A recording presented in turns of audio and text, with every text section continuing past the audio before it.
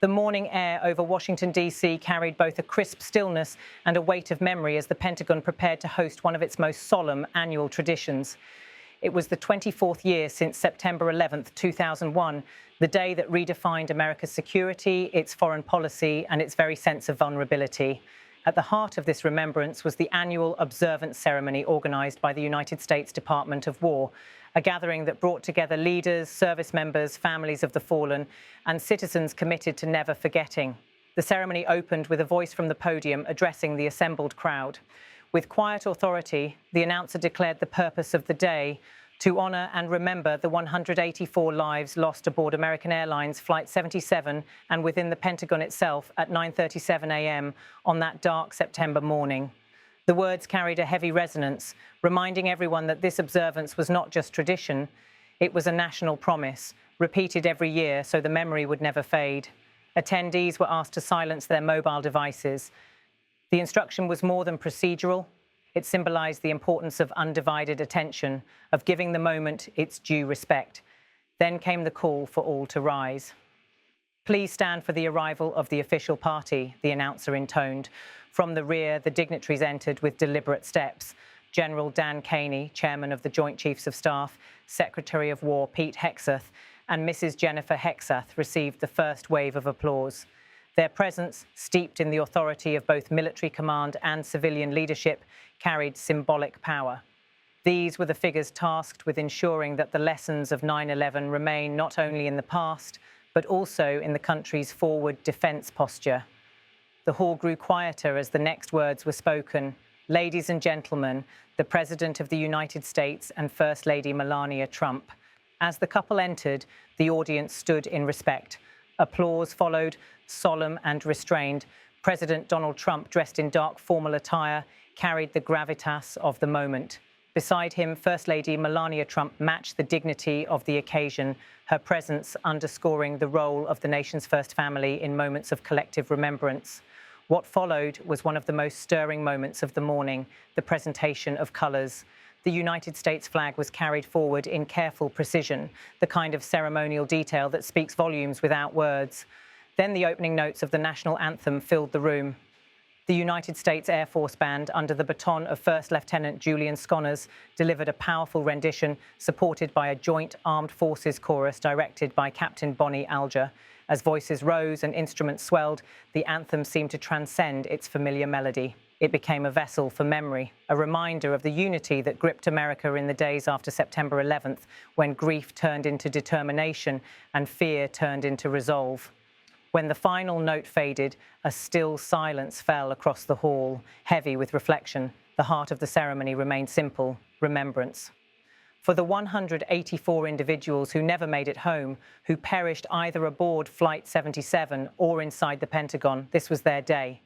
Families of the victims sat in reserved sections, many clutching photographs or wearing pins with names inscribed. For them, the years since that morning had been marked by grief, resilience, and the search for meaning in loss. Officials took turns at the podium to deliver tributes. Their words sought to bridge the gap between memory and the present day, connecting the pain of 2001 with the challenges of 2025. Secretary of War Pete Hegseth reminded the audience of the scale of loss, but also of the determination that rose from the ashes. His words echoed across the hall: "We gather not only to mourn, but to reaffirm our commitment." The 184 lives taken here remind us daily that freedom has a cost, and that cost must never be forgotten. His statement drew nods and quiet murmurs of agreement. It was a simple but profound truth.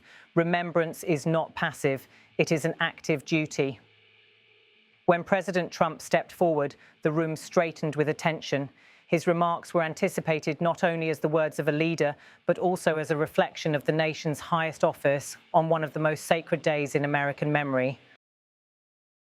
He began by grounding the moment in history, recalling how September 11th shattered the nation's sense of security. His tone was deliberate, his words chosen to reflect both mourning and defiance. Then came one of the most pointed declarations of the morning. Trump said, "We will never forget the men, women and children who perished here, nor the heroism of those who rushed into danger to save others. America remembers, and America stands strong." the president went on to address the role of the armed forces in carrying the legacy of 9/11.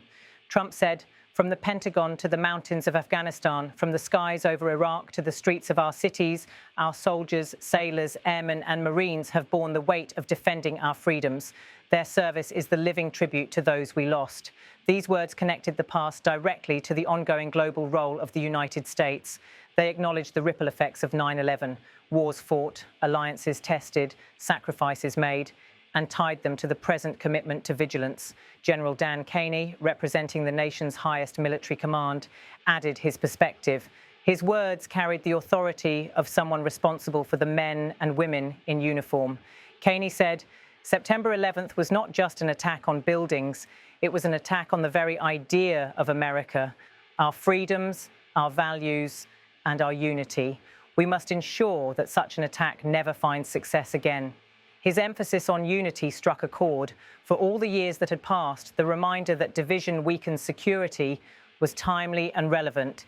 His speech blended the personal with the professional, noting that many serving today were too young to remember 2001, but they still carried its weight through training, missions, and duty.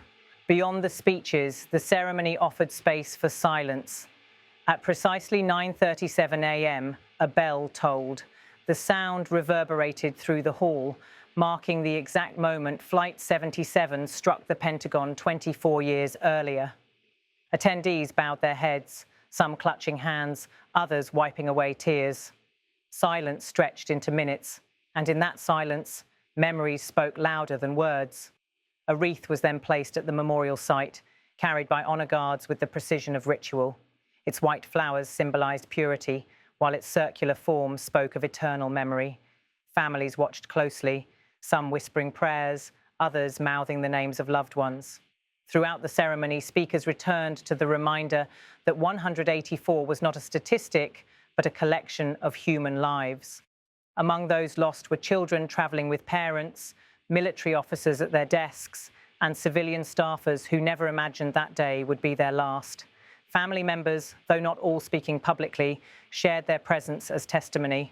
Their resilience, shown year after year, has become a crucial part of the nation's healing. For them, ceremonies like this are not abstract. They are deeply personal, a way of ensuring that their loved ones' names echo through history.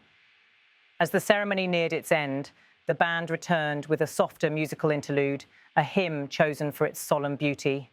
The official party once again stood together, the President and First Lady flanking military leadership. Their unity and posture mirrored the unity called for in words. A final statement reminded all present that remembrance is not confined to one day a year.